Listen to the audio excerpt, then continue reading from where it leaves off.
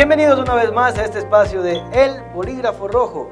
Estamos grabando desde la capital de los ecuatorianos y cumpliendo una promesa que la hice la semana pasada, que estábamos con Doménica y Banco hablando del caso Encuentro, en donde también vinimos acá a Quito a conocer de primera mano, periodista de La Posta, que fue el portal por el que salió a la luz esta investigación o este informe de un caso de corrupción y de tráfico de influencias en el gobierno de Guillermo Lasso.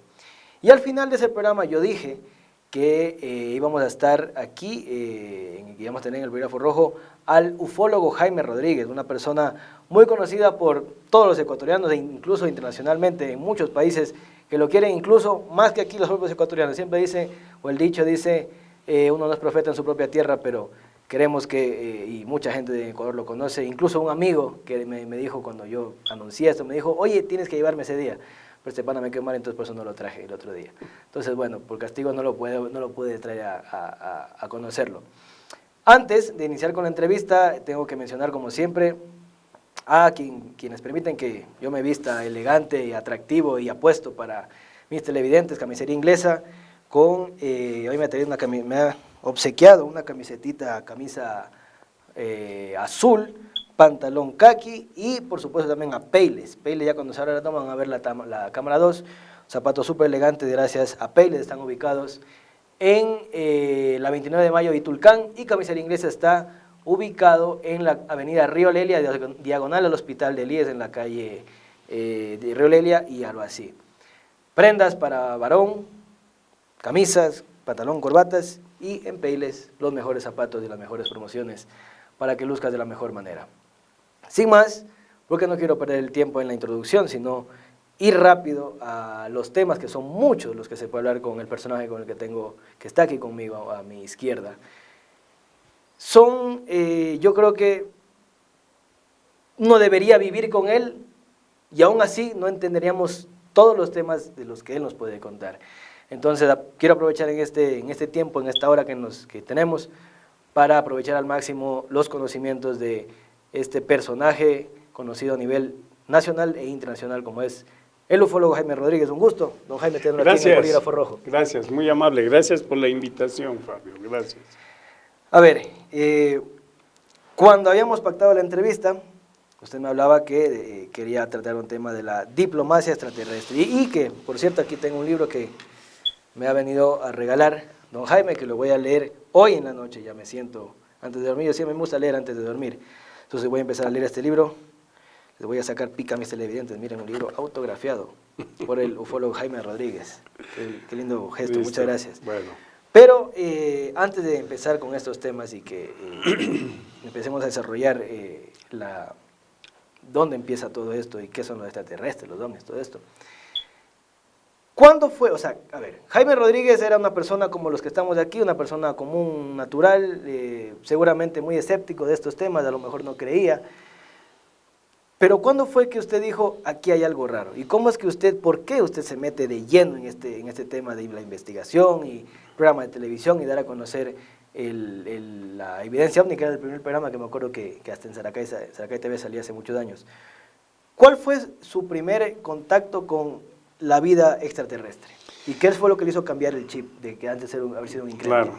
Bueno, yo nunca he tenido contacto con ningún ser extraterrestre, ¿no? Yeah. Lo que sí he visto es estas naves unas 40 veces en mi vida, ¿no? Y la mayoría están grabadas porque siempre hemos ido con varias personas, no solamente he estado yo, ¿no? Bueno, sí, me ha pasado en ocasiones que he estado en Costa Rica, alguna vez en Chile, solo en la montaña, y he visto lo que he visto, ¿no?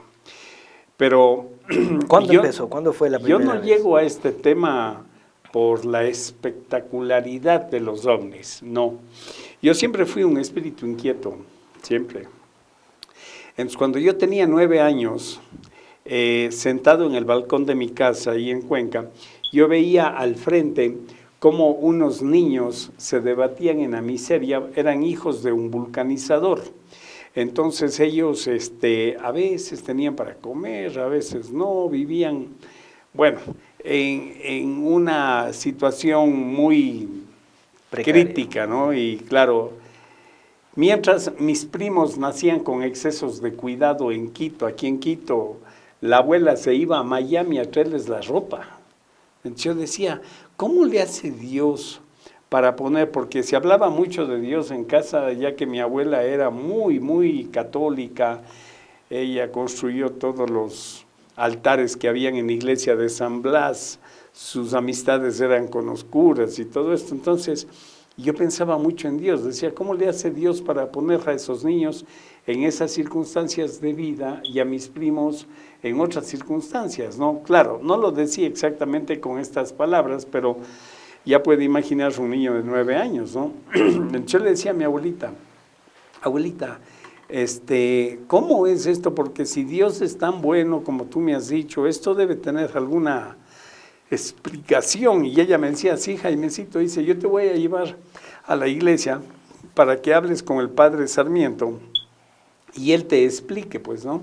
Él te explique cómo funciona esto. Entonces me llevaba efectivamente, yo le hacía la pregunta al sacerdote, padre Izquierdo era el apellido, me acuerdo, perdón, Sarmiento, el cura Sarmiento, y él me decía, ay, hijo mío, los designios de Dios son un misterio, me decía, son un misterio. Una manera de sacársela. Claro, y no, la única palabra que me quedaba dando vuelta en la cabeza era misterio. Y yo decía, ¿qué es eso de misterio? ¿Cómo funciona el misterio? ¿Qué es el misterio? Claro.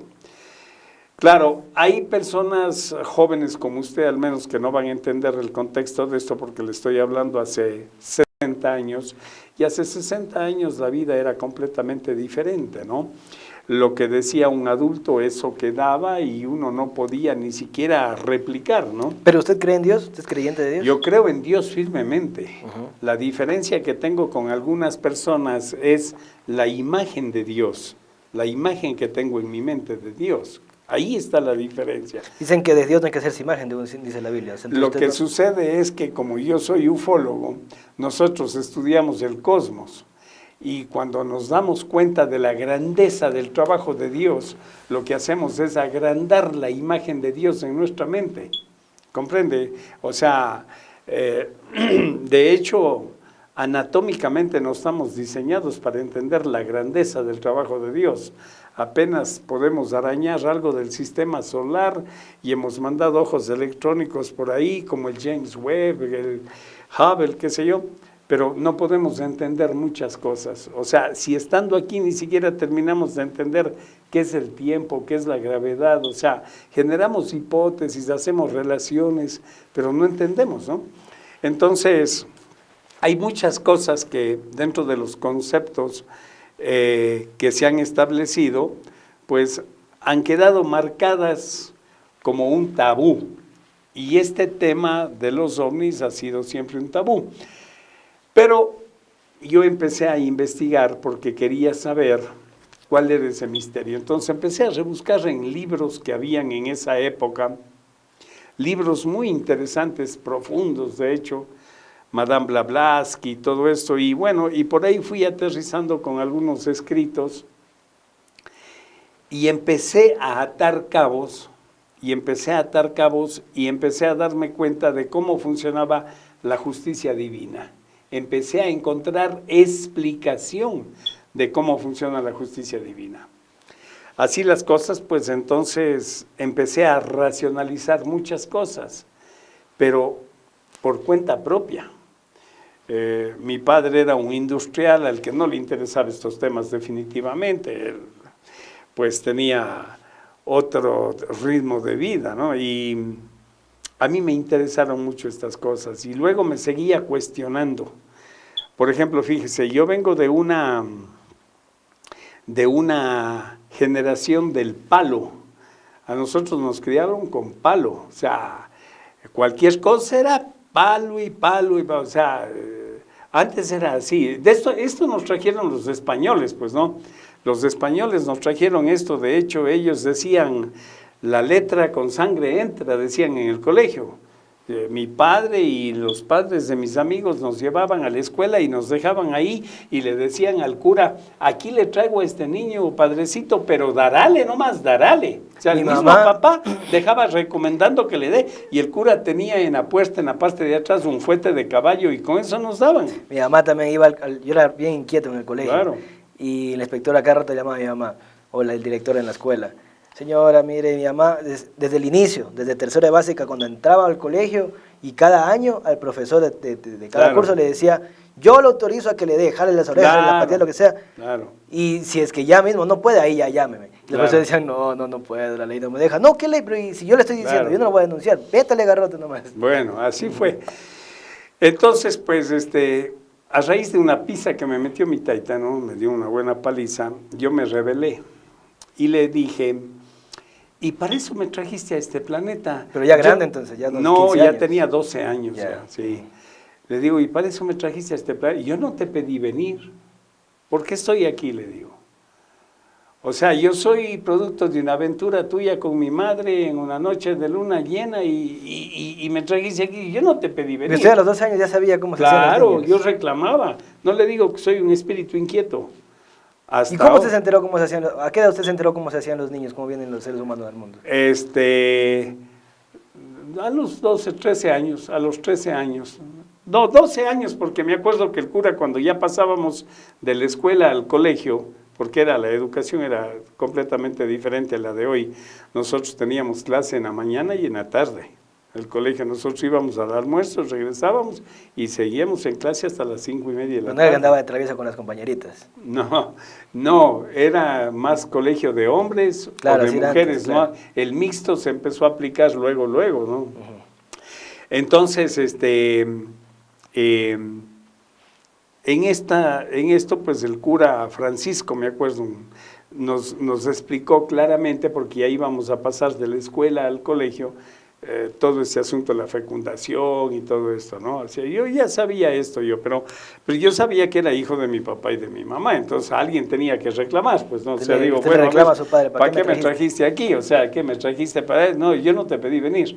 Bueno, me tomó como 25 años investigar este tema, hasta que ya entendí que fui yo mismo quien decidí venir, ¿no? ¿Usted mismo decidió? Yo mismo decidí ya, venir. pero uno escoge su hogar. Hay una historia que usted, algo estaba haciendo en Perú y que se pegaron una chupiza y que el día siguiente Chuchaqui lo llevan a ver y ahí fue la primera vez que usted presenció algo. No fue la primera vez realmente que, mire, en mi casa en Cuenca es una casa con terraza.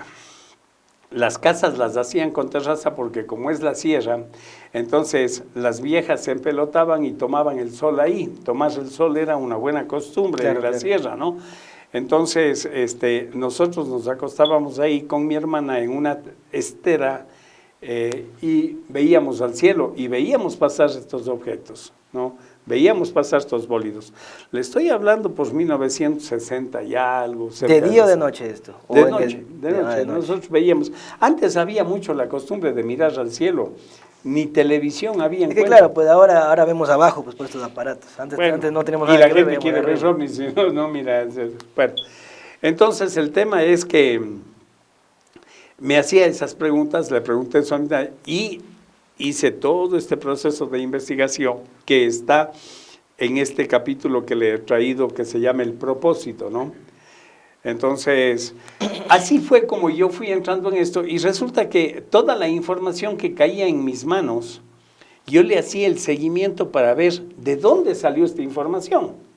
Porque si usted tiene un libro en sus manos, o es una novela inventada por alguien, y ahí está el nombre del autor, o viene de alguna fuente. Entonces, antes se estilaba que en los libros, en la parte de atrás, se ponía lo que se llamaba la bibliografía. Claro. Y en la bibliografía usted ponía de dónde tomó esa información. Entonces, yo le hacía el seguimiento a estas personas y resulta que el fin último, o sea, de dónde nace esta información, siempre estaba inspirada por seres viniendo de las estrellas con cualquier nombre. Póngale cualquier nombre, ¿ya? Entonces, yo decía, pero entonces esto es vida extraterrestre, ¿verdad? Y vida extraterrestre, claro. Y así empecé y luego me empecé a leer la historia del origen de las razas y generaba en mí mucha inquietud porque en Cuenca se estilaba tener en la casa, o sea, cuando usted entraba en una casa, lo primero que encontraba, no en todas, ¿no? Pero al menos en la mía así fue, una especie de pedestal donde la abuela ponía una Biblia abierta ahí, ¿no? Y entonces, eso era como una identificación, por decir algo, de que usted es religioso o Sí. evangelista o lo que sea. Entonces, yo le echaba unos ojitos a eso. Y habían cosas que no entendía. Por ejemplo, yo iba al comienzo para ver cómo empieza todo esto. Y estaba redactada, por ejemplo, la historia de Adán y Eva, ¿no? Y luego estaba la historia esta de que Caín mata a Abel. Entonces Dios le pone un sello en la frente y le expulsa del paraíso, ¿no? Entonces, al renglón seguido, en la otra página decía, y Caín fue a tierra de Nod y procreó. No es que eran los claro, únicos. No eran los únicos. O sea, claro. Ya me empezaba a confundir. Luego leía otras historias en el 6 de Génesis, por ejemplo, en donde decía que los Elohim vieron que las mujeres en la tierra eran bonitas y descendieran aquí y hibridaron con ellas, tenían hijos con ellas y de esas uniones salieron grandes hombres los como gigantes. Jayanes, Nefilines y todos estos, sí, los gigantes, como usted dice. Entonces, yo me quedaba pensando y decía, coño, o sea, esto es vida extraterrestre, pues, ¿no? Y luego, pues... Pero entonces también, si es que eso se le atribuye como vida extraterrestre, yo también creo lo mismo. Podríamos decir con suma seguridad o con porcentaje bastante alto de seguridad de que Stonehenge, las pirámides fueron construidas por extraterrestres. O eso sí fue la mano del ser humano. Cada persona que saque sus conclusiones. Yo le hablo lo que yo viví y lo que yo investigué. Ahora fíjese, esa es una sola historia traída por los españoles cuando nos invadieron. La Torá, el Pentateuco hebreo, donde se redacta la historia del pueblo de Israel. Entonces, cuando usted le da ese libro a un teólogo de centro y le dice, ubíqueme esta historia en tiempo y en espacio, nadie le da más de 6.500 años de antigüedad. Nadie. Y entonces, ¿qué hago con la raza de los egipcios que tiene como 80.000 años, los chinos otro tanto, los hindúes 150.000 años? Entonces ahí despertó otro interés por mí y empecé con las razas. Existen 1.732 razas en este planeta y todas, cuando usted analiza su historia, tienen una conexión con los señores de las estrellas, todas, ¿no? Con cualquier nombre. Entonces, siempre existe pues estos primeros seres descendiendo y vienen aquí y generan y crean las razas. Pero entonces el planeta Tierra fue poblándose de gente de afuera. Sí, señor. No es que nacimos del mundo entonces. No, pues eso está descartado hace mucho. En 1980 ya quedó descartado eso, ¿no? La teoría de Darwin y todo, o sea, hay cosas que son imposibles, o sea, contra toda lógica.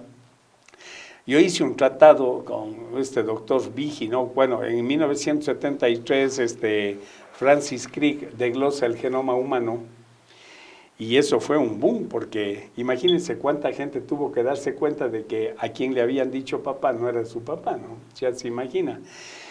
Entonces,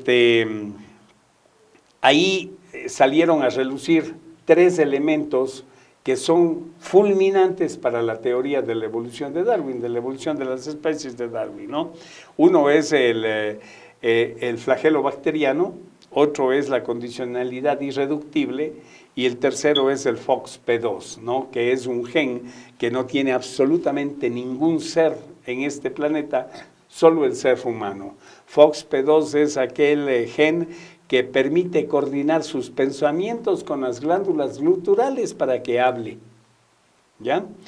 Y eso, desarrollarse, tomaría más de la historia que tiene este planeta aquí en el espacio. Entonces, bueno, hay una serie de factores que me llevaron a la conclusión de que no eran la única raza o la primera raza como nos quisieron hacer creer, pues no, porque en mi época usted tenía dos alternativas. Si iba al colegio de los curas, entonces le enseñaban esta teoría de Adán y Eva, pero si iba a la escuela fiscal, le enseñaban la teoría de la evolución de Darwin. Esas eran las opciones que teníamos, ¿no?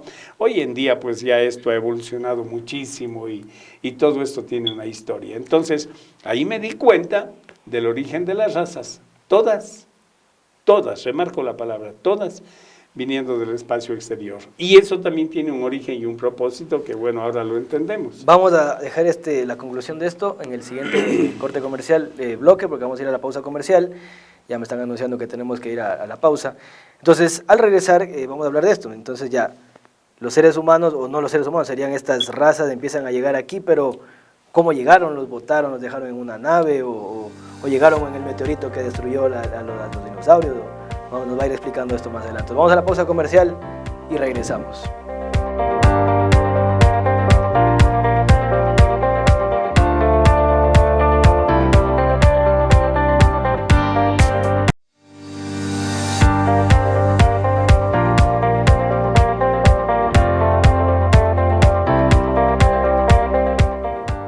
Regresamos al segundo bloque de este programa, El Bolígrafo Rojo, con el ufólogo Jaime Rodríguez, y vamos a responder la pregunta que quedó abierta en el primer bloque. ¿Cómo llegaron estos seres humanos eran ya? ¿Se puede decir que eran seres humanos ya? Claro, bueno. Entonces, a ver, pero entonces si es que vinieron seres humanos de aquí, se supone que en otro planeta ya hay seres humanos, como nosotros, en nuestra misma raza. Yo no tengo la menor duda. Pero entonces no es que son marcianos, cabezones o... Eso es Hollywood, o sea... Hollywood se ha encargado de distorsionar la imagen de los seres extraterrestres y para eso han utilizado pues películas muy tontas, ¿no? Ahora, no se olvide que Hollywood está en manos de los judíos, pues, ¿no? Hollywood lo manejan los judíos. Y a los judíos no les interesa que se entienda de que hay una raza superior a ellos, pues, ¿no? Porque, bueno, ahí hay una larga historia que conecta con el ego y todo eso. ¿Pero no es antisemita usted? Para nada, yo veo a todos los seres humanos como humanos. Pero los judíos entonces también son parte de esa raza que vino de afuera.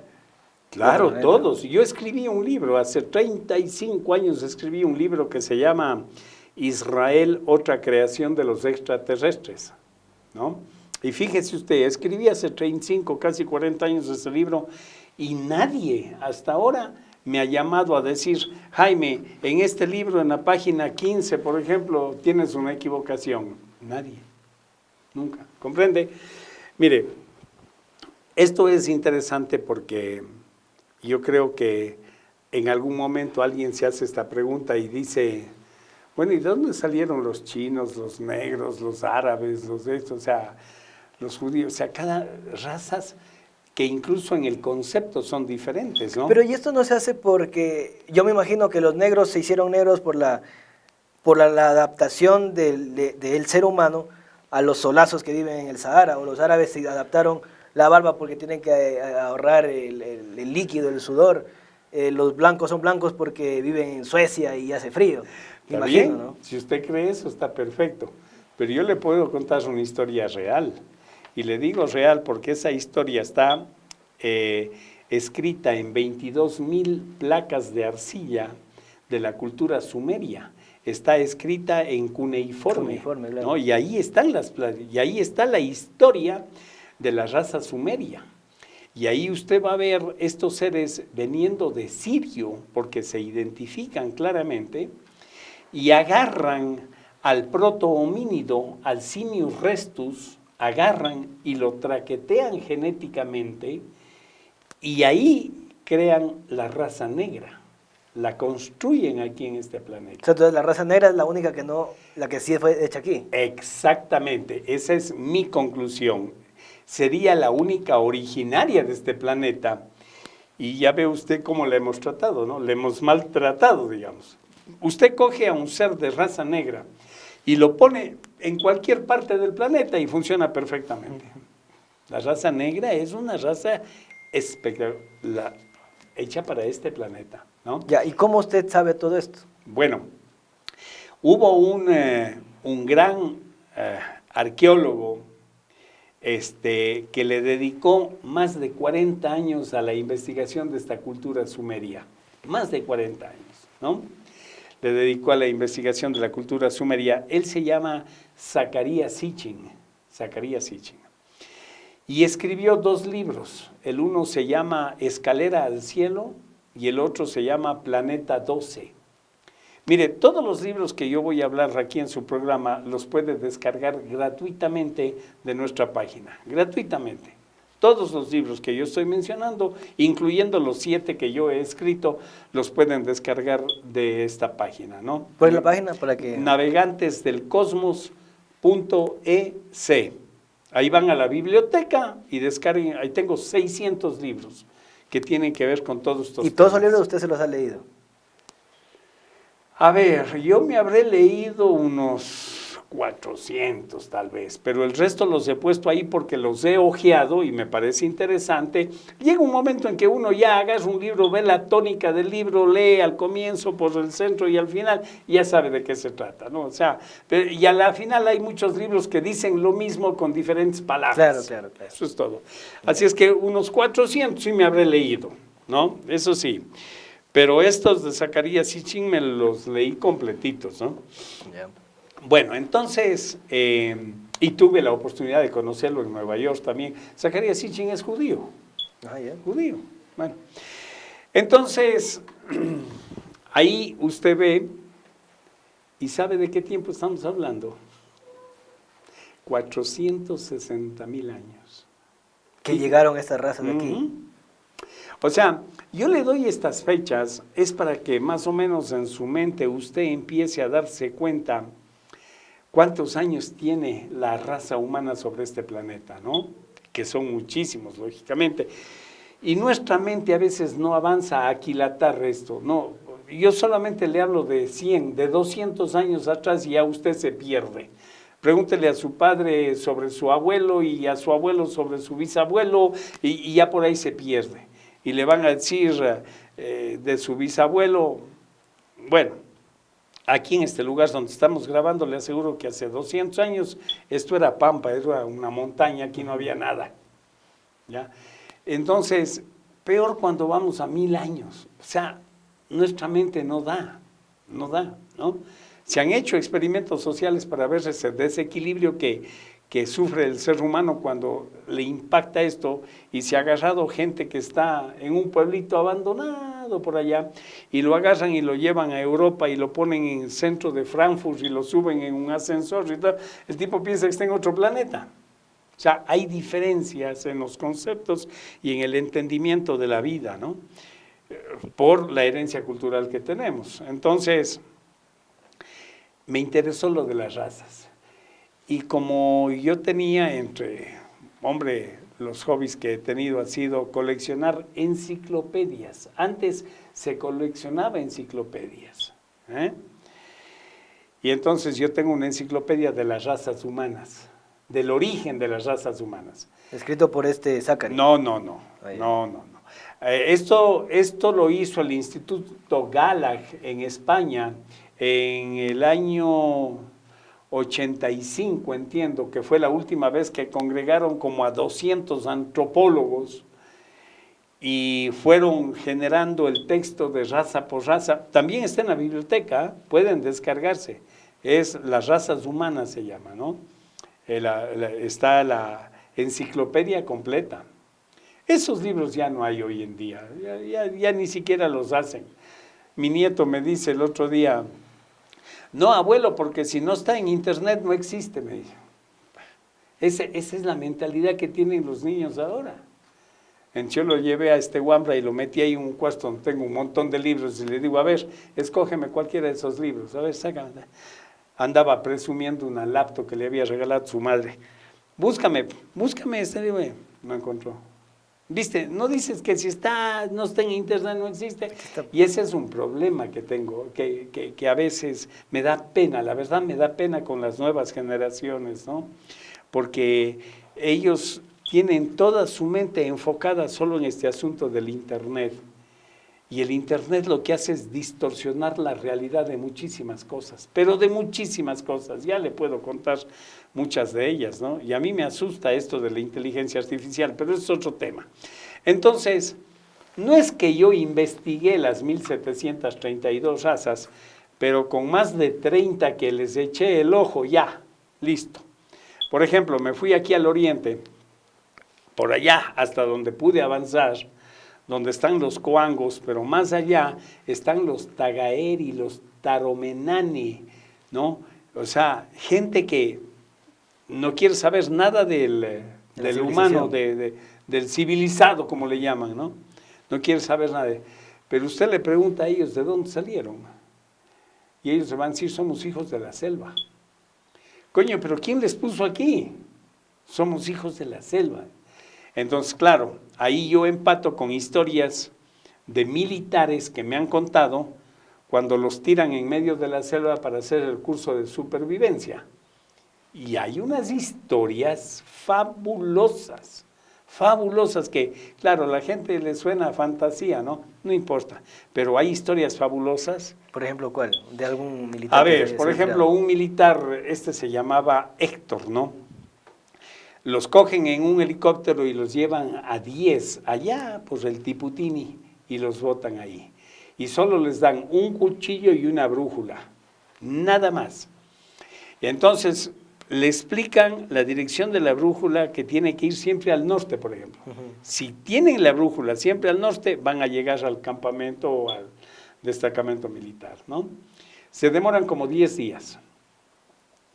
Entonces, cuando empiezan a avanzar por la selva, prácticamente sin camino, sin ni trocha, nada de esto, entonces da un salto uno de estos, el Héctor, y se clava una rama que estaba mal salida, una rama de bambú, de cualquiera de estas hierbas que hay ahí, pero fuerte, y se le mete aquí, se le atraviesa en el estómago un pedazo así, ¿ya? Entonces empieza a desangrar ese rato, y le sacan, los compañeros le sacan la rama, él trata de hacer... pero no lo botaron solo. El sangrado era tal que ahí lo dejaron. O sea, ya en estas experiencias, hombre con estos problemas ya es hombre muerto. Ya lo dejan, no hay nada que hacer. No hay nada que hacer. Imagínense 10 días en medio de la nada. Sus amigos se fueron. Se fueron. Y este tipo con este sangrado se desmaya. Se desmaya de lo que iba sangrando y del dolor. Se desmaya y se queda dormido. Empieza a vivir un sueño. En el sueño empieza a ver cosas interesantísimas y se despierta como a las 4 o 5 horas se despierta. Para esto ya eran las 6 de la mañana del siguiente día. Y escucha una voz que le dice, Héctor, camina hacia adelante derecho, hacia adelante derecho. Vas a dar unos 20 pasos y vas a encontrar una vertiente de agua. Toma 10 bocados de esa vertiente, 10 bocados, pero no mires hacia atrás.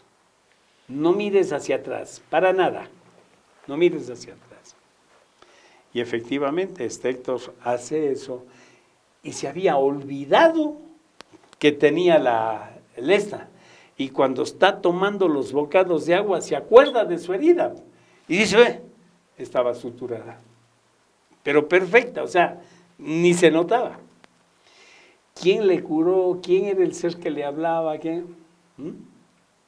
Bueno, yo tengo todas mis conclusiones. Yo creo que las personas que están escuchando esta historia están jugando con su imaginación. Está perfecto. Pero si algún día los militares se deciden honestamente a desclasificar todas estas historias, que ellos los tienen registradas, ¿eh? Tienen una bitácora registrada, pues la gente no va a salir del asombro, ¿no? Pero, a ver, me quedó, no respondí a la pregunta de cómo sabe usted de todas estas razas. O Pero sea, es que ahí está la respuesta. Estos están ahí metidos en el Oriente y Ya. tienen sus laboratorios genéticos. Si no, ¿de dónde salen estos seres? ¿De dónde salen los Tagaere y los Taromenani? Que alguien me explique, a ver, ¿de dónde salen? Son creación de ellos. Pero esto tiene toda una explicación, o sea, no es que vienen nomás aquí, como dice Hollywood, y cabezones. No, son seres como nosotros. Pero hay una gran diferencia con estos seres, que están en otro nivel de conciencia. Eso. ¿No? Verá. Y aquí entro a explicarle para que se entienda esto. Mire, el cosmos es como una escuelita. Imagine usted un edificio con una escuelita, colegio y universidad en el mismo edificio. Algo así es el cosmos, para que se entienda, ¿ya? Entonces, tenemos seres en primer grado, seres en segundo grado, en tercero y así sucesivamente. Aquí en la Tierra lo que establece la diferencia entre los seres de primero, segundo, tercer grado es el conocimiento, ¿verdad? El conocimiento. Bien. En el cosmos el conocimiento no sirve para nada. No establece ninguna diferencia. Lo único que establece diferencia en el cosmos entre los seres, los congéneres, es el nivel de conciencia en el que usted se mueve. Eso es lo único que le hace diferente a los seres de primer grado, con los de segundo grado, con los de tercer grado, etcétera, etcétera. Entonces, los planetas son las aulas, como las aulas, ¿verdad? Bien, nosotros habitamos en un planeta de un nivel muy primario de evolución. Vamos a ponerle generosamente segundo grado. Hombre, si por un partido de fútbol la gente se mata, literalmente se matan. Imagínense en el nivel de conciencia que estamos, ¿verdad? Entonces, usted tiene un propósito en este planeta y ese es el que cada ser humano tiene que descubrir en algún momento, porque si no usted tiene solamente la alternativa de nacer, crecer, tener hijos, nietos y luego morirse. Aburrida la vida, Aburrida, o sea, claro. hasta sin sentido, ¿no es cierto? No, esta vida tiene un propósito, pero ese propósito lo tiene que descubrir cada persona. Y justamente pues llegamos a entender este propósito con la visita de un ser extraterrestre, y esto que le cuento es real y oficial. La visita de un ser extraterrestre a la Embajada de Ecuador en Lima, en Perú.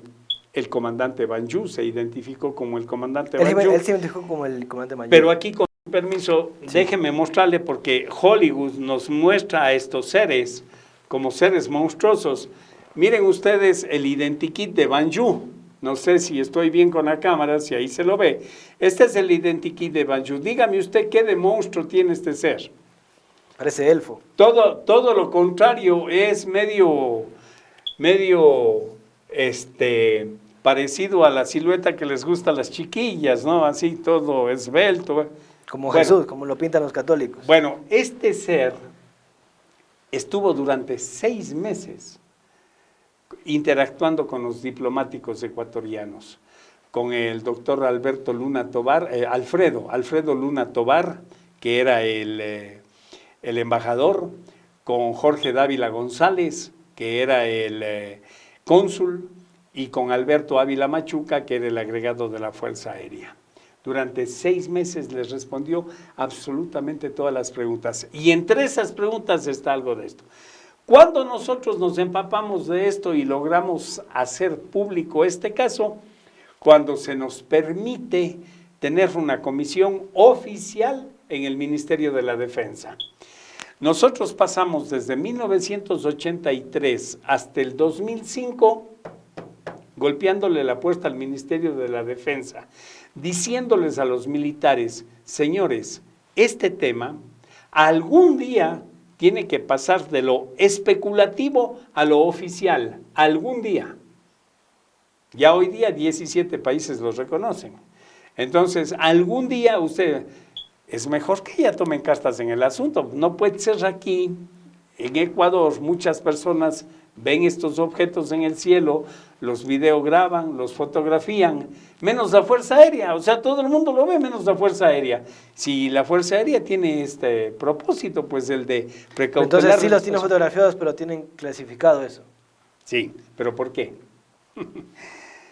Entonces, bueno, pues en este interín, en el Ministerio de la Defensa. Sí, ¿qué pasó ahí? ¿Quién es este comandante? ¿Cómo descubrimos estos documentos y la ministra de la Defensa, Lorenita Escudero.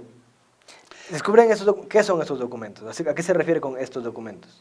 De la visita de un ser extraterrestre a la Embajada de Ecuador en Lima, Perú. Eso cuentan los nombres que usted dijo ahorita, no, Alberto. Y entonces ahí contactamos con Alberto Ávila Machuca, que fue el que interactuó directamente con este ser, el que los recibió, ¿no? ¿Y qué dice? Inicialmente.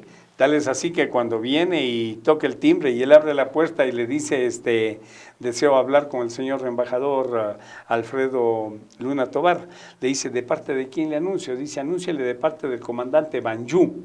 Le dice, pero usted es comandante del ejército, de la Fuerza Aérea, de la Armada. No, dice, permítame. Mire, dice, yo soy comandante de esa nave. La nave estaba a 200 metros sobre la embajada, ahí balanceándose. ¿Qué? ¿Pero una vaina redonda? Ahí está, ahí hicimos un gráfico. Él nos va explicando y le he traído el video para que usted comparta con su auditorio, ¿no? Ahí usted tiene en el... Vamos a ver. El video en Diplomacia Extraterrestre y les muestra la nave. Es más, hasta les invitó a subir a la nave y ahí sí, pues ya rechazaron por temor. Ahí es cuando les tembló las piernas, ¿no? A ver, porque a veces los militares... Sí, dele nomás. Más adelante usted va a encontrar en el video, más adelante, ¿sí? Ahí, este es el ser saliendo de ahí. Sígale nomás, un poquito más. Ahí está, ahí estaba la gráfica de la... Ahí está. Esa es la nave. Yeah. Así es como la grafica y la describe Alberto Ávila Machuca, sí. Yeah. Ahí está, él está dando el testimonio. Ok. ¿Ya? La gente que lo está viendo en el canal sabe que... Sí, así es. Entonces, todas las pruebas que ellos le pedían, él se las daba, ¿no? Y él les decía, bueno, y esto funciona así, etcétera, etcétera. Entonces, pues, nosotros pedimos autorización a la ministra de Defensa de esa época, Lorenita Escudero, para que esto se desclasifique.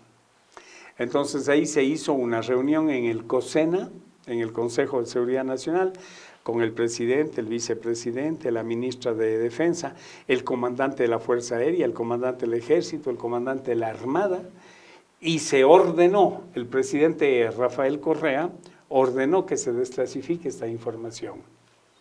Entonces, el general Cárdenas, que era el director, autorizó, el presidente le autoriza y le obliga, o sea, no le ordena al general Cárdenas a que desclasifique esta información. Y el general Cárdenas le dice que sí, me dan una carta a mí, ¿no? Para que me puedan recibir en cualquier destacamento militar y se me dé la información que yo requiero. Pero los militares tienen doble rasero.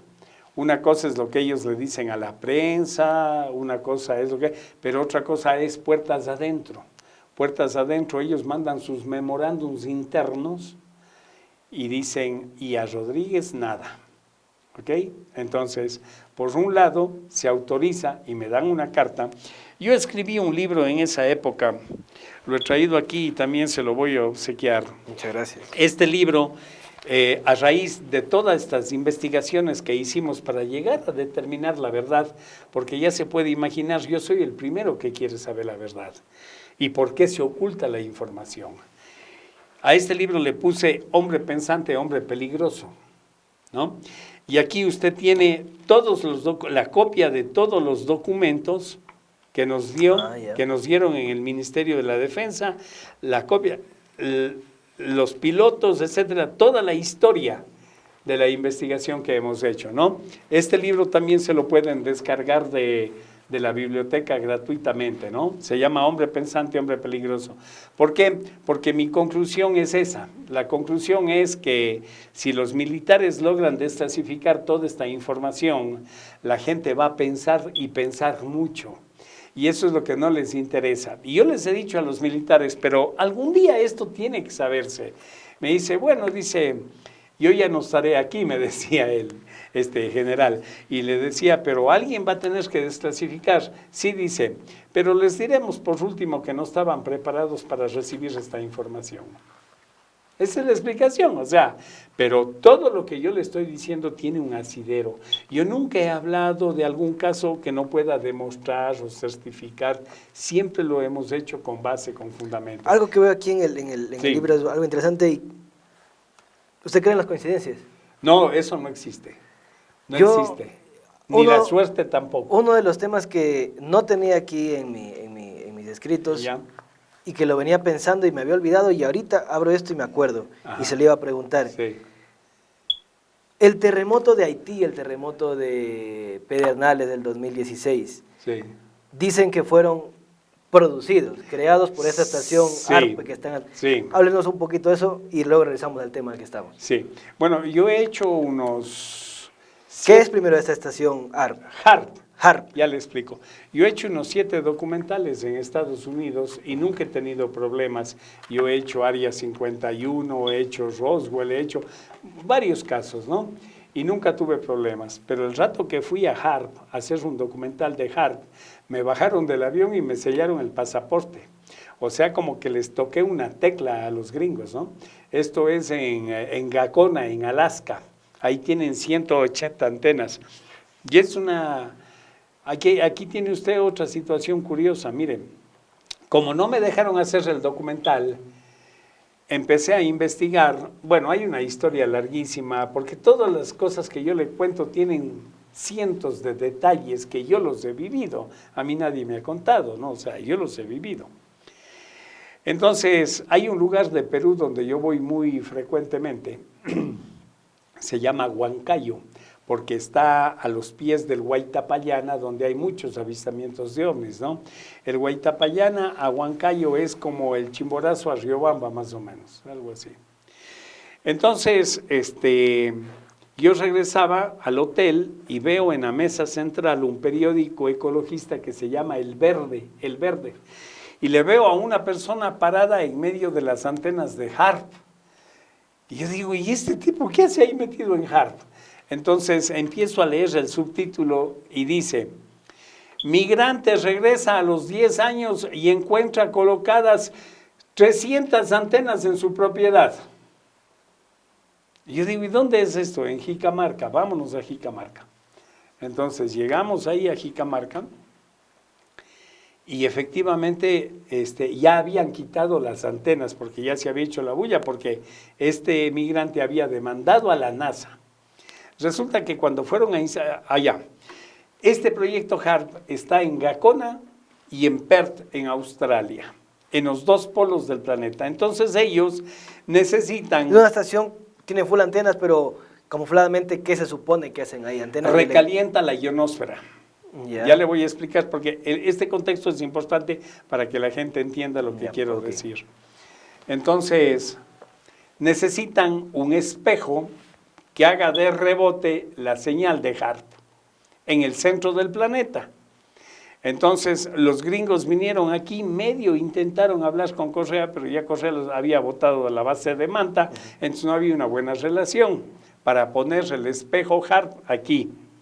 Entonces, hablaron con Alan García en Perú, y Alan García les permitió poner ahí los acuerdos que usted ya sabe que tienen los gringos en todos los países, y colocaron ahí. Cuando fueron a colocar las antenas, en el plano alguien se comió una W y por el error de la W, en vez de colocar las antenas en el East, colocaron en el West. ¿Ya? Y ese error es el que les hizo poner las antenas en una propiedad de otro señor, no del que era. Y gracias a eso yo me enteré y yo fui y hice un documental. Usted puede ver en el internet, se llama El Proyecto HARP en Perú. Y ahí nos dieron balas, nos sonaron sirenas, todo un relajo. Y no nos permitieron entrar. Pero logramos subir a un cerro y con la cámara, con una Betacam de 120 puntos de expander, tomar ahí la... ¿Y qué tiene que ver el Proyecto HARP con los terremotos? que los generan, pues, o sea, es una fábrica, usted lo dijo ya, usted lo dijo, o sea, No, sí, yo lo sé, pero ellos para pueden los que... ellos pueden crear tsunamis, ellos pueden crear movimiento de las placas tectónicas. Pero ¿de qué manera? Estas antenas mandan una señal a la ionosfera, eso rebota, se mete en las placas tectónicas y hace que se alborote por debajo y salga un terremoto. En resumen, eso sería. En resumen, hay una técnica, ¿no?, con el calentamiento de la ionosfera. La ionosfera es la capa de la atmósfera por la que corre velozmente toda la información que generamos en este planeta, ¿ya? Ellos pueden incluso focalizar aquí sobre Ecuador y pueden anular toda la señal de audio, satélites y todo en el Ecuador. O sea, es una tecnología bárbara. Esto fue inventado por Nikola Tesla, ¿no? Y claro, y mal utilizado ahora, bueno, siempre los norteamericanos han usado la tecnología más que para ayudar al ser humano, para armamento, ¿no? Y ya ve que tenemos ahora unos armamentos que son sofisticadísimos. Yo conozco algunos de ellos. Entonces, HAARP es una herramienta muy, vamos a decir, maligna y desconocida. Han empezado a salir ya estas herramientas electrónicas en ciertas partes. Por ejemplo, en Canadá el otro día había una manifestación como de 5,000 personas y no había un solo policía en la calle. Sale una camioneta grande, blindada, con un gran tambor en el techo, de la camioneta, y empieza a generar ondas de altos decibeles, y la gente que estaba ahí no soportaba esto y salía corriendo. Mire, sin disparar un arma. Es más o menos como esos aparatos que le venden a usted que dice que conecta ahí en el interruptor y elimina las cucarachas, elimina los moscos, bueno, con esa misma tecnología. Entonces, ahora están saliendo y están viéndose que han hecho, pues, estos señores muchas herramientas, ¿no? Sobre todo utilizando tecnologías contra el ser humano. Pero bueno, creo que nos apartamos bastante. Sí, regresemos al tema. Entonces, el comandante Banju, en esta interacción con los diplomáticos, les dio un conocimiento superior y toda esa información está represada tanto en la Cancillería como en el Ministerio de la Defensa. Ahí está esa información. Digo yo, ojalá algún día exista un político o un militar honesto en este país, que vaya y desclasifique esto, que autorice que el pueblo ecuatoriano pueda aplicar esas leyes de los derechos humanos, que es el de la libre información. Incluso creo que aquí en Ecuador en algún momento se creó una farsa, una ley de estas, que creo que se llama LOATIF, algo de eso, ¿no? Y bueno, pues en esa ley ahí se garantiza la libertad de información.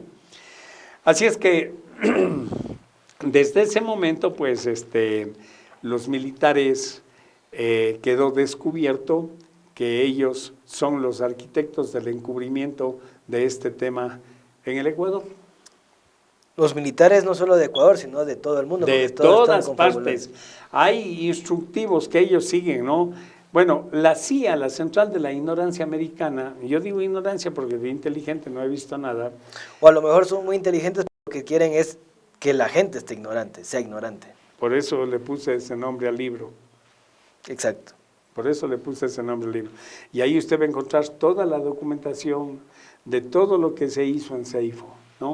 Y ahí usted va a ver cómo por un lado me autorizan y por otro lado no me permiten. O sea, una cosa es lo que está en el papel, ¿comprende? Una cosa que dice el presidente y el COSENA, dicen, autoriza a Rodríguez para que ingrese en cualquier batallón y recabe información y testimonio de los militares y todo. Pero por abajo ellos están mandando un memorándum que le llaman el submarino, que dice, a Rodríguez nada.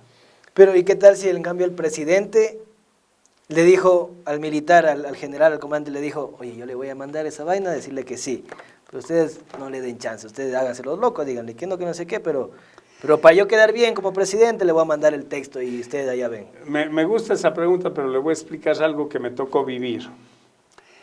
Lorenita Escudero, la ministra de la Defensa, se comprometió en desclasificar la información. Y antes de que exista la reunión en el COSENA, ella me dio una carta que está ahí, donde se me autoriza ir a los archivos de la famosa inteligencia militar, dos términos entre sí contradictorios, para que yo vaya y rebusque la información ahí y la haga pública. Cuando llego al archivo, me encuentro con un coronel de apellido Boorques y él me dice, esa carta a mí no me sirve. Si usted me trae una carta del general Peña, yo lo atiendo sin problema. Pero esa carta de la ministra, es la ministra de la Defensa. Se supone, para los comunes ecuatorianos, se supone que es la máxima autoridad, pues ¿no le parece? Pero, a ver, pero entonces el tema del comandante Banjul es oficial. Es oficial. Claro, mire, involucra a diplomáticos de una embajada y de un consulado. ¿Qué mejor lugar para ir a hacer relaciones e interactuar con personas de otro país, ¿no? Bueno, todos los documentos están en el Ministerio de la Defensa ahora mismo, están en los archivos del Ejército y de la Fuerza Aérea, están en la Cancillería. Aquí lo que nosotros necesitamos es gente honesta.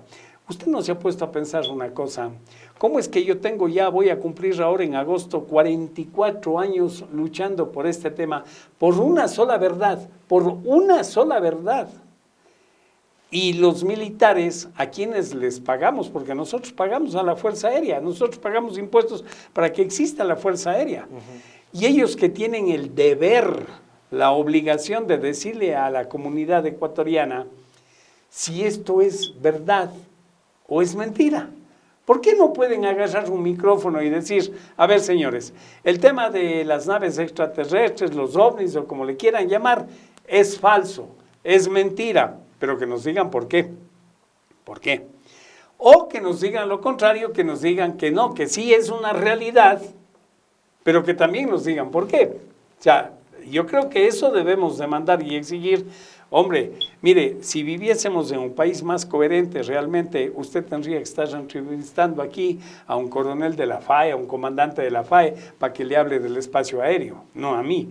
O sea, si esto fuera más coherente y se hubiera manejado sin esta especie de secretismo, ¿no? Entonces, lo que nosotros pedimos, llamamos a las así llamadas autoridades, es un baño de honestidad. Porque usted en esto solamente tiene dos alternativas. O aquí estamos complotados un montón de personas para mentirle y engañarle a la gente, o esto es una realidad a la que le deberíamos prestar una atención renovada, cuidadosa y objetiva, sobre todo objetiva, porque ya ve que en este tema también ha habido mucho engaño. Entonces, lo que queremos y lo que pedimos es que exista un pronunciamiento oficial sobre este tema. Yo sé que soy parte de un proceso, no sé cuánto va a durar este proceso, a lo mejor yo ya no estaré en este planeta para cuando esto ya se socialice. Pregúntese usted, este tema está dentro de lo que conocemos como paradigmas. ¿Cuántos paradigmas se han desclasificado ya? ¿Cuántos? ¿Y por qué este tema no se desclasifica? Porque este tema le pega directo a la conciencia del ser humano. Ok, y voy a cerrar con esta pregunta que va a ser el gancho para el programa de la siguiente semana. Usted dice, acabo de decir, a lo mejor ya no esté yo en este planeta. Después de este planeta, morimos, ¿y qué pasa con nuestra vida? Con nuestra alma. Nos vamos a otro planeta, reencarnamos aquí mismo en un perro, reencarnamos aquí mismo en otro bebé al instante, o pasamos a convertirnos en un planeta. Esa respuesta la vamos a responder en el siguiente programa con el ufólogo Jaime Rodríguez. Nos vemos la próxima semana. Chao, queridos televidentes.